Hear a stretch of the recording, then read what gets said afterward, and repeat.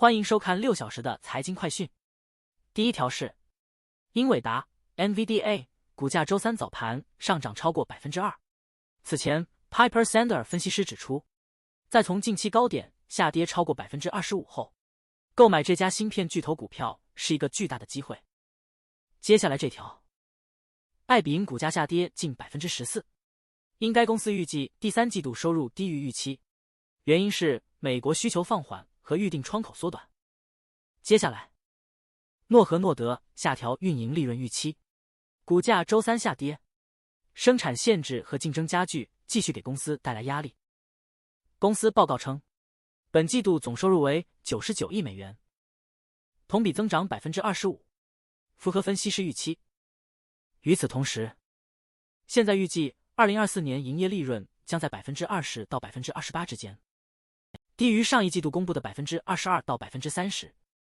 接下来，借助奥运会，运动巨头耐克销量激增，访问量超过竞争对手。耐克赞助的运动员和团队的优异表现，加大了耐克产品的受欢迎程度，推动了销量。尽管耐克整体表现落后于其他品牌，但奥运会为其带来了积极影响。让我们关注美股周三收跌。此前周二反弹结束，主要股指连续3天下跌。标普500指数下跌 0.4%， 纳斯达克综合指数下跌 0.7%， 道琼斯工业指数下跌 0.5%。下一条，英伟达股价下跌 4%。此前市场反弹失去动力。Piper Sandler 分析师认为，英伟达股价的大幅下跌带来了买入机会，给出了增持评级和140美元的目标价。尽管英伟达下一代 AI 芯片上市可能延迟，但 AMD 仍然是受益者，因为英特尔等竞争对手正在苦苦挣扎。让我们关注迪士尼主题公园业务放缓，消费者谨慎消费。公司预计这种情况将在未来几个季度持续。接下来，美联储准备从9月开始降息，预期降息已导致抵押贷款利率下降，预计在央行采取行动前，借贷成本将进一步下降。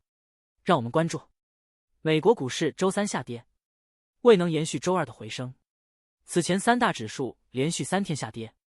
下面这条，英伟达股价周三暴跌逾 5%， 抹去了早些时候的涨幅。因芯片股领跌下跌，导致3大股指均收于下跌区间。下面这条 ，Warner Brothers Discovery 报告2季度业绩低于预期，并因其电视网络部门而收取91亿美元的巨额减值费用，包括与合并相关的额外21亿美元成本。该公司上个季度减记和费用损失112亿美元。下一条，随着美国国家债务不断攀升，达到35万亿美元的新高，专家警告可能面临债务危机。解决这一问题需要采取大规模的措施，如削减预算或提高税收。然而，总统候选人提出的减税和赤字资助政策只会加剧问题，特别是对社会保障和医疗保险的改革至关重要，但他们往往不受欢迎。接下来 ，Costco 即将在入口处增添会员卡扫描仪，要求会员在购物前扫码。此举旨在打击会员卡共享，但药房和验光中心客人不受此限。最后一条是 Ralph Lauren 盈利超预期，主要受高端消费者支撑。尽管整体消费者受经济逆风影响，北美业务略有下降，但欧洲、日本和中国的业绩强劲。